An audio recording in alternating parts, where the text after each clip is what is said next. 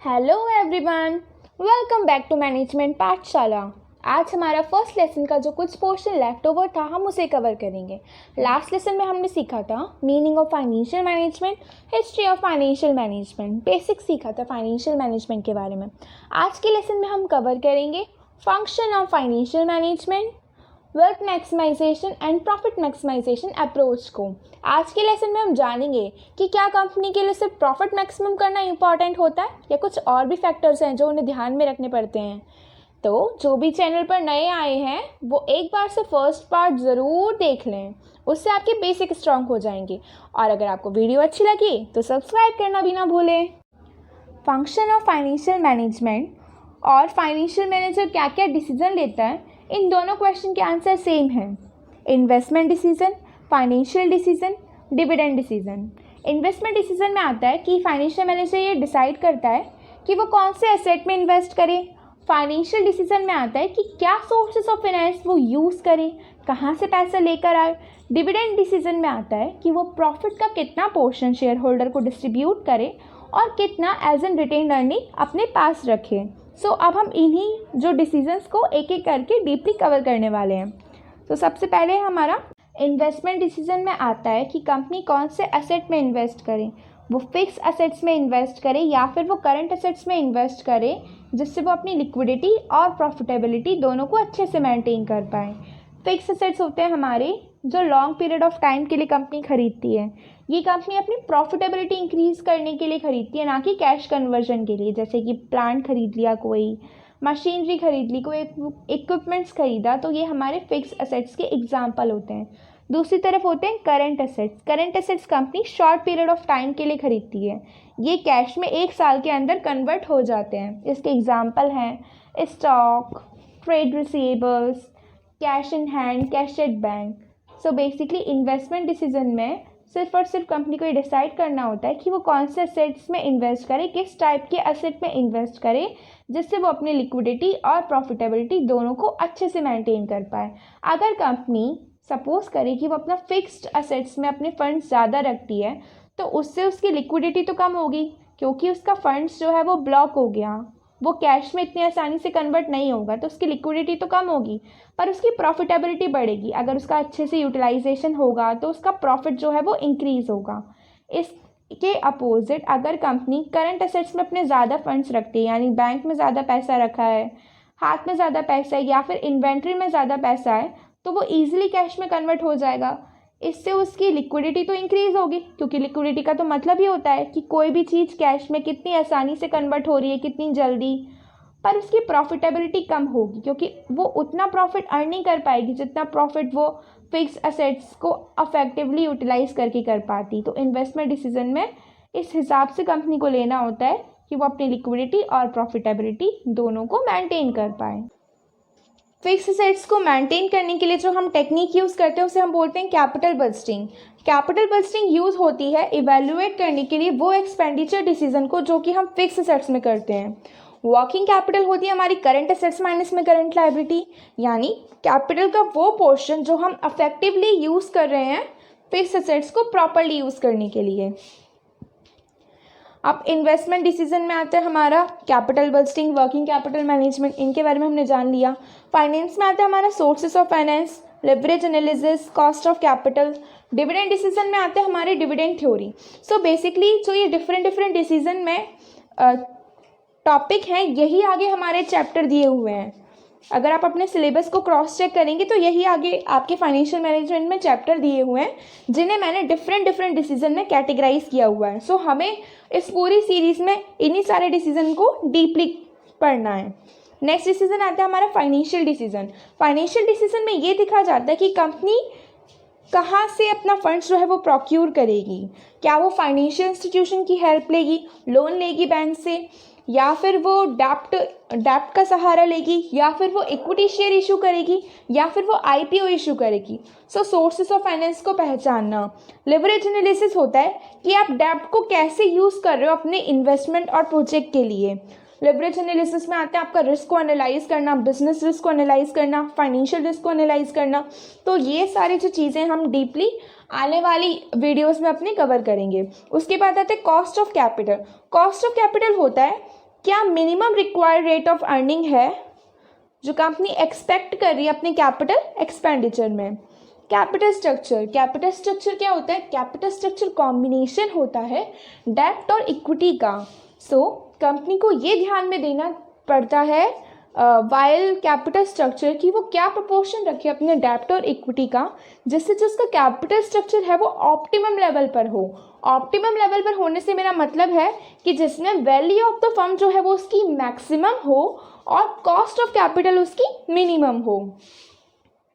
उसके बाद आते हैं हम अपने डिविडेंड डिसीजन में। डिविडेंड डिसीजंस में कंपनी अपने प्रॉफिट को दो पोर्शन में डिवाइड करती है, एक होता है रिटेन अर्निंग और एक होता है डिविडेंड। प्रॉफिट का वो पोर्शन जो कंपनी सोच रही है फॉर फ्यूचर इन्वेस्टमेंट, रिकन्स्ट्रक्शंस के लिए, मर्जर के लिए, या फिर उसके पास कोई भी बेटर अपॉर्चुनिटी आए तो उसके लिए वो संभाल कर रख रही है प्रॉफिट के कुछ पोर्शन को। मे बी उसको बिजनेस एक्सपेंड करना हो, उस पोर्शन को हम बोलते हैं रिटेन अर्निंग। दूसरा है हमारा डिविडेंड, प्रॉफिट का वो पोर्शन जो वो शेयर होल्डर को डिस्ट्रीब्यूट कर रही है उसे हम बोलते हैं डिविडेंड। डिविडेंड डिसीजन में बेसिकली कंपनी डिविडेंड पॉलिसी बनाती है कि वो कितना प्रपोर्शन अपना रिटेन अर्निंग में डालेगी और कितना पोर्शन अपना डिविडेंड में डालेगी, जिससे जो वैल्यू ऑफ द फर्म है वो मैक्सिमम हो, मार्केट कैपिटलाइजेशन इंक्रीज हो। यही थे हमारे decision of financial management. Decisions को मैंने आपको थ्योरेटिकल पोर्शन में भी स्लाइड्स में मेंशन किया हुआ है, जैसे एक बार रिवाइज कर लेते हैं। इन्वेस्टमेंट डिसीजन में हम देखते हैं कि हम कौन से एसेट्स में इन्वेस्ट करेंगे जिससे हमारी लिक्विडिटी और प्रॉफिटेबिलिटी मेंटेन हो पाए। फाइनेंशियल डिसीजन में देखते हैं कि कंपनी कहाँ से अपना फंड्स जो है वो प्रोक्यूर करेगी जिससे शेयर होल्डर की वेल्थ जो है वो मैक्सिमम हो पाए। क्या एडिक्वेट रेशियो रखेगी वो डेब्ट और इक्विटी का। डिविडेंड डिसीजन में सिंपली कंपनी जो है वो अपने प्रॉफिट को दो पोर्शन में डिस्ट्रीब्यूट करती है, एक होता है रिटेन अर्निंग और एक होता है dividend. Retain earning company for future investment के लिए रखती है और डिविडेंड पोर्शन वो अपने शेयर होल्डर को डिस्ट्रीब्यूट करती है एज एन डिविडेंड। यही थे हमारे फंक्शन ऑफ फाइनेंशियल मैनेजमेंट। इनको हमने कुछ अलग पार्ट्स में कैटेगराइज करा हुआ है डिफरेंट हेडिंग में, जैसे एस्टिमेट करना फंड्स की रिक्वायरमेंट को, कैपिटल स्ट्रक्चरिंग करना, फंड्स को एलोकेट करना, प्रॉफिट प्लान करना, फंड्स को प्रोक्यूर करना, क्या सोर्सेस रहेंगे उनके बारे में जानना, इवेल्युएट करना फाइनेंशियल परफॉर्मेंस को through balance sheet, profit and loss, financial negotiations करना, क्रेडिट को मैनेज करना और डिविडेंड डिसीजंस लेना। अब हम फोकस करें towards the most important approaches, that is profit maximization and wealth maximization approach. जो फर्म जिनका मेन एम सिर्फ प्रॉफिट इंक्रीज़ करना है, उनका सिंगल गोल सिर्फ प्रॉफिट इंक्रीज़ करना होता है, वो प्रॉफिट मैक्सिमाइजेशन अप्रोच को फॉलो करती हैं। वो सारे डिसीजंस अपने कि कौन सा असेट वो सिलेक्ट करेंगी, कौन सा प्रोजेक्ट वो एक्सेप्ट करेंगी, वो उस बेसिस पर होते हैं जिनसे जो उनका प्रॉफिट है वो मैक्सिमम आए। ये टाइम वैल्यू ऑफ मनी को इग्नोर करते हैं। टाइम वैल्यू ऑफ मनी से मेरा मतलब है ये इग्नोर करते हैं कि आज की 10 रुपये की कीमत आने वाले टाइम में उससे कम होने वाली है। इन्फ्लेशन को इग्नोर करते हैं। ये कंपनी रिस्क को भी अवॉइड करती है। इनका सिंगल गोल सिर्फ प्रॉफिट इंक्रीज़ करना होता है। अगर आपने हर्षित मेहता स्कैम 1992 देखा हो तो उसमें भी हर्षित मेहता बोलता है कि मेरा काम है आपको प्रॉफिट बना के देना। तो ये कंपनी उसी अप्रोच को फॉलो करती है, सिर्फ और सिर्फ प्रॉफिट पर ध्यान देती है। नेक्स्ट है हमारी वेल्थ मैक्सिमाइजेशन अप्रोच। जो फर्म जिनका मेन एम प्रेजेंट वैल्यू को अपनी इंक्रीज़ करना होता है, मार्केट कैपिटलाइजेशन को इंक्रीज़ करना होता है, वो कंपनी वेल्थ मैक्सिमाइजेशन अप्रोच को फॉलो करती हैं। मार्केट कैपिटलाइजेशन का मतलब होता है कि मार्केट में प्रेजेंट में उसकी कैपिटल की क्या वैल्यू है, कितना कैप्चर कर रखा है उन्होंने। ये कंपनी वेल्थ मैक्सिमाइजेशन पर ध्यान देती हैं। ये कंपनी सारी चीज़ों पर ध्यान देती हैं। ये टाइम वैल्यू ऑफ मनी को इग्नोर नहीं करती है, टाइम वैल्यू ऑफ मनी के साथ चलती हैं, इन्फ्लेशन को इग्नोर नहीं करती हैं और रिस्क को भी इग्नोर नहीं करती हैं, क्वालिटी पर फोकस करती हैं। अगर किसी कंपनी की ग्रॉस प्रेजेंट वर्थ यानी आज की उसकी कीमत वो ज़्यादा है उसके इनिशियल इन्वेस्टमेंट से, वैल्यू ऑफ द फर्म बढ़ेगी ही बढ़ेगी।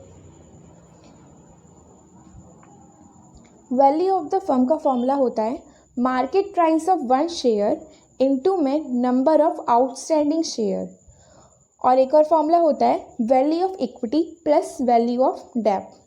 सो सपोज मेरी कंपनी है स्माइल, XYZ नहीं ले रहे हैं, बहुत पुराना हो गया, स्माइल लिमिटेड मेरी एक कंपनी है, ठीक है। सो उसके एक शेयर की प्राइस है 10 रुपये और नंबर ऑफ आउटस्टैंडिंग शेयर है उसके 10,000 रुपये। सो इसकी जो वैल्यू ऑफ द फर्म निकल कर आएगी वो हमारी आएगी 1 लाख, ठीक है। Market price of 1 share into में number of outstanding share is equal to value of the firm. I just hope दोस्तों आपको सारे टॉपिक्स बहुत अच्छे से समझ आए होंगे। फिर भी आपको किसी भी चीज़ में अगर डाउट हो तो मैंने अपने टेलीग्राम चैनल का लिंक डिस्क्रिप्शन में दिया हुआ है, आप उस पर क्लिक करके मेरे टेलीग्राम चैनल मैनेजमेंट पाठशाला से जोड़ेंगे और वहाँ पर अपना डाउट डाल सकते हैं, मैं वहीं की वहीं उसको क्लियर कर दूँगी। सो फ्रेंड्स, ये हमारा पहला लेसन था फाइनेंशियल मैनेजमेंट सीरीज़ का। अभी तो पूरी सीरीज़ बाकी है। अगर पहला लेसन इतना नॉलेजेबल था तो सोचिए आने वाले लेसन्स कितने नॉलेजेबल होने वाले होंगे। सो थैंक यू वीडियो में एंड तक बने रहने के लिए। अगर आपको वीडियो अच्छा लगा हो तो उसे लाइक करना, शेयर करना और सब्सक्राइब करना बिल्कुल ना भूलें, जिससे जो भी आने वाली वीडियोस हैं उसकी नोटिफिकेशन आपको मिल जाए। सो मिलते हैं हमारी नेक्स्ट वीडियो में। Thank you.